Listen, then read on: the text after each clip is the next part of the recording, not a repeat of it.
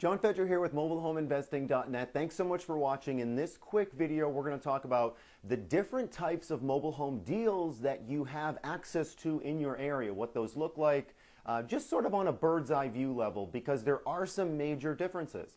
By the way, I'm rocking a new hairstyle. Let me know what you think. Trendy, silly, dumb. If you like it, go ahead and hit the like button. If you don't like it, go ahead and hit that like button still. Let's talk about these mobile home deal levels. I like to call them different tiers. We have tier 1, tier 2, and tier 3. Now, if this looks like a little building to you, it should, because that's what I drew it to be. Of course, no expenses spared on this channel with graphics. But this is the 3 different levels. Now, this does not include new mobile homes. If you're a mobile home dealer. This doesn't include mobile homes that you're brokering.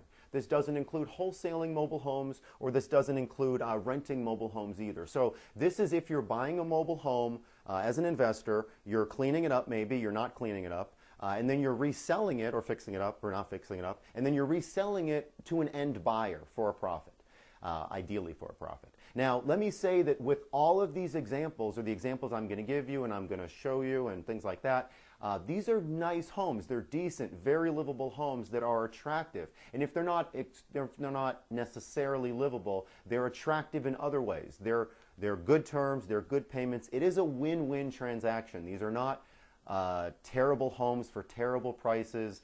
You can't gouge people or take advantage of buyers for long. That's not a good recipe for a long-term business. So, I mean, there's going to be some people that I just don't want this coming across this video that that we're not fixing homes up, we're not taking risks, because there is substantial profit in these deals. But as mobile home investors, we're doing things that other people don't want. We're taking risks, we're helping people, we're figuring things out, and we are rewarded for that.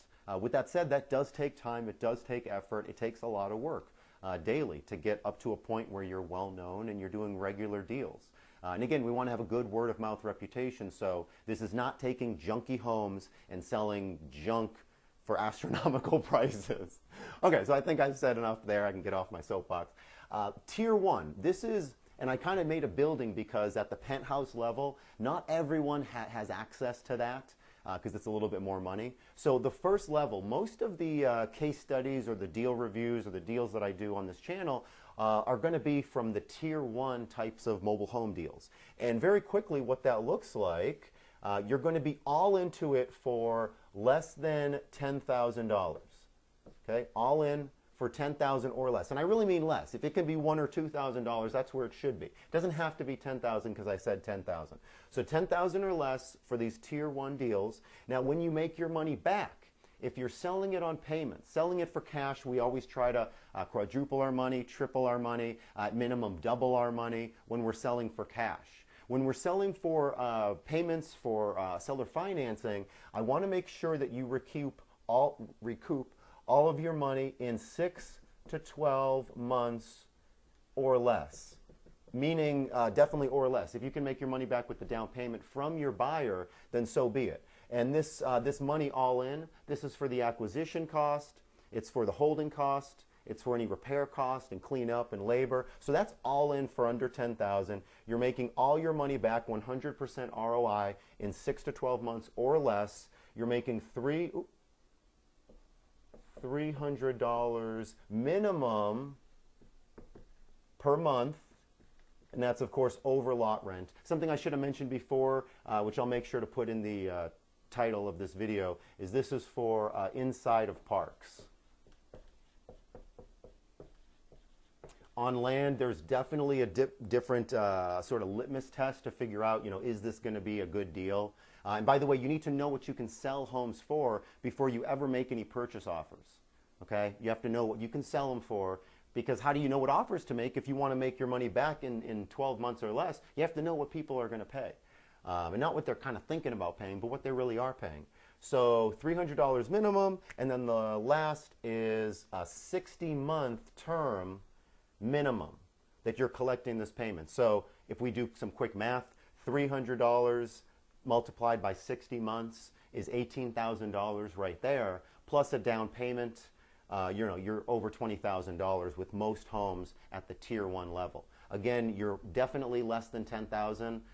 Even at 10,000, that's a good amount of money. So 5 years would be minimum, and that's 5 years, 60 months. So again, I would hope that that'd be more closer to 72 months, 84 months. The longer you can sell it, the more income you can collect.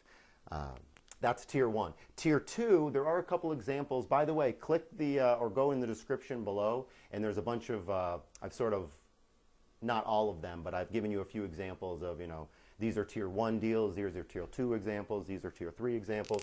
So tier 2, let's talk about what that looks like relatively quickly. If you're into this tier 1 for under 10,000, tier 2 is going to be between 10,000 and 20,000 that you're all in. You're still making $300 net cash flow per month minimum. If you're leaving money on the table at $300, I don't want you doing that. If you can charge $400, $500 over lot rent, so be it.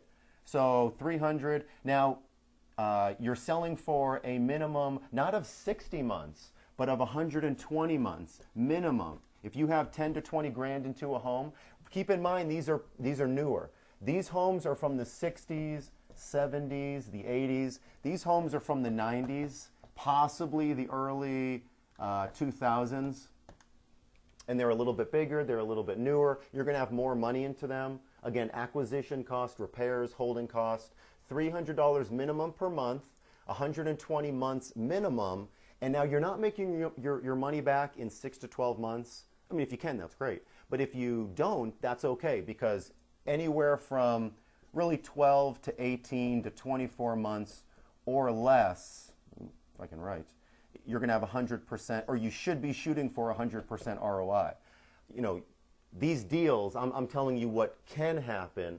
Obviously, how you put this deal together, your numbers could be not even close to this, or could be very out of whack. So I kind of want to show you what you should be striving for.